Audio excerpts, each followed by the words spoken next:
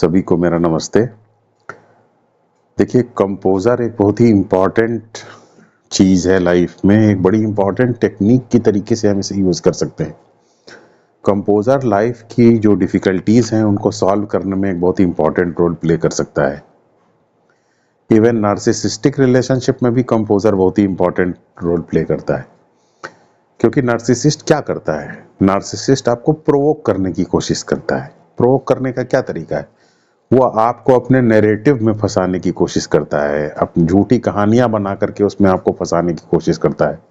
या फिर अगर कोई सच्ची कहानी भी सुनाता है आपको, तो उस कहानी में जो अनइम्पॉर्टेंट चीज़ें हैं उनको ज़्यादा इम्पॉर्टेंट करके बताता है, जो ज़्यादा इम्पॉर्टेंट चीज़ें हैं उनको कम इम्पॉर्टेंट करके बताता है। इस तरीके से चीज़ों के वेटेज में मैनिपुलेशन करता है और उससे आपको फंसाने की कोशिश करता है, ट्रैप करने की कोशिश करता है, ताकि आप उत्तेजित हो जाएं, प्रोवोक हो जाएं।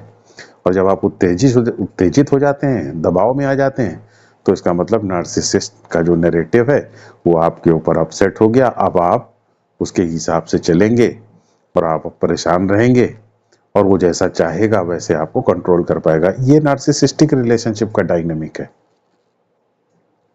लेकिन अगर आप ये थोड़ा सा कोशिश करें तो आप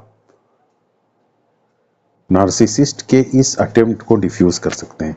डिफ्यूज करने का तरीका क्या है? जैसा मैंने भी आपको बताया, कंपोजर बनाए रखिए। कंपोजर बहुत ही इंपॉर्टेंट है। तो कंपोजर बनाए रखने का तरीका क्या है? कंपोजर बनाए रखने का तरीका है, जो भी नेगेटिव इमोशंस आपके अंदर आते हैं, नेगेटिव फीलिंग्स आपके अंदर आती हैं, उन नेगेटिव इमोशंस और नेगेटिव फीलिंग से अपने आप को अलग करके देखिए। जैसा कि मैं आपको हमेशा बताता हूं, अपने आप को दो करके देखिए, एक नहीं। देखने वाला और जो देखा जा सकता है। देखिए, दुनिया को तो हम देखते ही हैं, यहाँ दुनिया को देखने की बात नहीं हो रही है। इसमें कुछ चीजें और हैं जिनको देखने की बात हो रही है। उसमें एक चीज है जो हमारा शरीर है, उसको भी हम देखते हैं।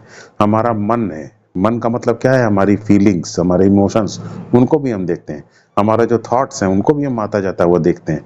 तो इन सब चीजों को जब हम देखते हैं, अपने फीलिंग्स को देखते हैं, अपने थॉट्स को देखते हैं, अपने मन को देखते हैं, अपने इमोशंस को देखते हैं, तो हम अपने ही अंदर दो कर लेते हैं, एक देखने वाला और दूसरा दिखाई देने वाला। इस तरीके से हम जब डिवीजन कर लेते हैं तो हम अपनी फीलिंग से अपने आप को जोड़ करके नहीं देखते। इसी को कंपोजर कहते हैं।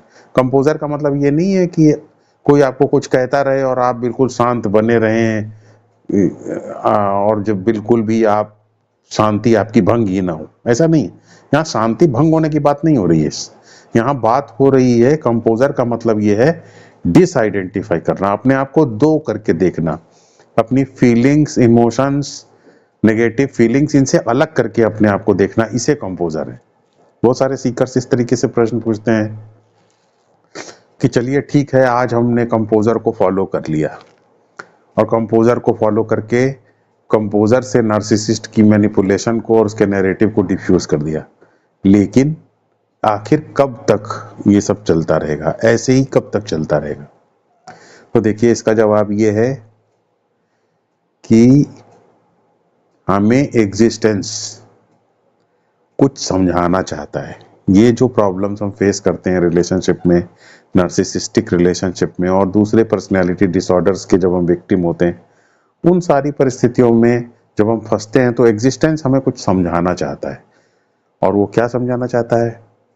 वो ये समझाना चाहता है कि हम टेक्निक्स को पकड़े, नॉलेज को बढ़ाएं। क्योंकि जब हम रियल टाइम में अपनी टेक्निक्स को पकड़ते हैं, फॉलो करते हैं, तो उससे क्या होता है? हमारे बीइंग के अंदर परिवर्तन आता है। जब हमारे बीइंग या अस्तित्व के अंदर परिवर्तन आता है तो हम अच्छी परिस्थितियों को अपनी तरफ आकर्षित करना शुरू कर देते हैं। तो फिर हमें क्या करना होगा? जब हमें ये लगे कि कब तक हम सफर करेंगे, ये सब कब तक चलेगा, तो इसका मतलब जानते हैं क्या है? इसका मतलब आप नेगेटिव इमोशंस की ग्रिप में आ गए। जब आप नेगेटिव फील करते हैं तभी आपके दिमाग में प्रश्न आता है कि हम कब तक ये सब चलता रहेगा।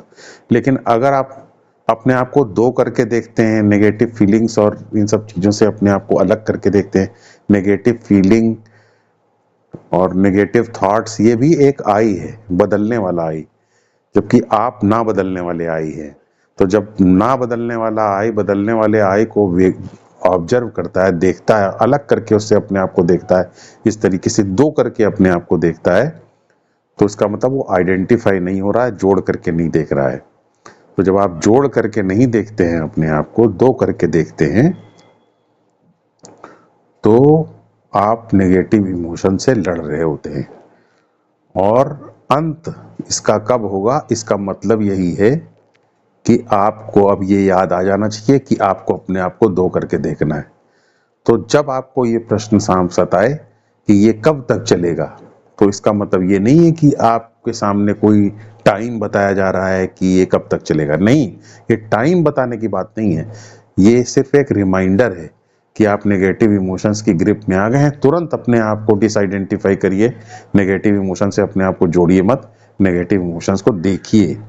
तो इस तरीके से जब हम अलग करके अपने आप को देखते हैं, तो हमारे सामने फिर ये प्रश्न नहीं उठता है कि परिस्थितियां किस तरीके की हैं। हम सिर्फ उन परिस्थितियों को नमस्कार करते हैं, भगवान का क्रिएशन करते हैं और स्पिरिचुअल टेक्निक को फॉलो करने में लग जाते हैं कि हम एक नहीं दो हैं। और जब भी हमें लगे कि ये कब हम इस समस्या का समाधान होगा, तो बस हम इसको एक रिमाइंडर की तरीके से मानते हैं कि ये हमें याद दिलाने के लिए है कि हम एक नहीं दो हैं। और इस तरीके से बार बार हम स्पिरिचुअल टेक्निक को सही समय पर फॉलो करने लग जाते हैं और धीरे धीरे परमानेंटली उसी स्टेट में रहना शुरू कर देते हैं। यही है लाइफ का क्रक्स, यही है इन सारी डिफिकल्टीज का इलाज। और इस तरीके से हम नार्सिसिज्म को भी पैसिव कर पाते हैं।